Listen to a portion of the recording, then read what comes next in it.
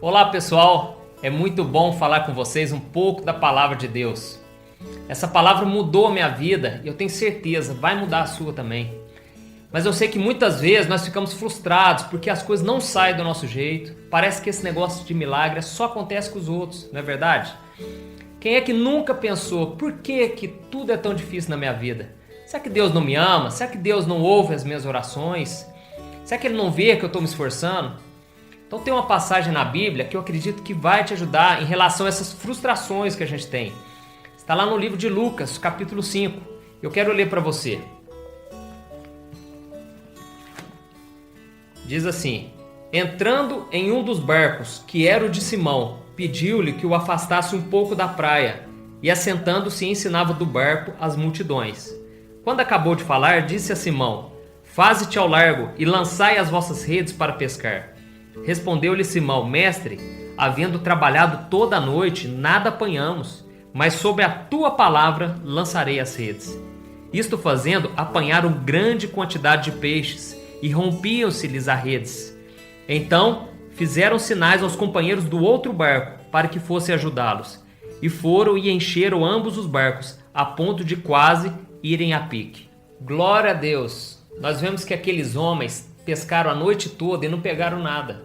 Mas então Jesus disse para Simão: Simão, vai lá onde as águas são mais fundas e lance novamente as redes. Mas Simão respondeu: mestre, nós já tentamos, nós ficamos a noite inteira pescando e não pegamos nenhum peixe. Mas já que o senhor está falando, eu vou fazer. Então quando ele e aqueles homens fizeram o que Jesus mandou, eles pegaram um número tão grande de peixes que as redes se romperam. E talvez você se pergunte: mas por que eles ficaram a noite toda e não conseguiram nada? Mas quando Jesus deu a ordem, então os peixes vieram. O que será que Deus quer nos ensinar com isso? Então eu consigo enxergar dois princípios nessa história. Então a primeira coisa que eu aprendo nessa passagem é que Deus permite que certas coisas dêem errado na nossa vida para que a gente volte nossa atenção para Ele. Simão Pedro estava frustrado, cansado, porque mesmo ele tendo aquelas habilidades de pescador, ele não teve nenhum resultado. E foi nessa hora que Jesus veio falar com ele. Da mesma forma, Deus vai falar com você nesses momentos de frustração. Fique atento. Quando você estiver em crise no relacionamento, querendo desistir de tudo, porque você não consegue servir a Deus, já que você está sempre caindo naquele mesmo erro, é nesse momento que você precisa abrir seu coração e consultar Deus para saber qual a vontade dele. Não adianta ficar tentando, persistir no mesmo erro. Deus não quer que você fique se desgastando na sua força.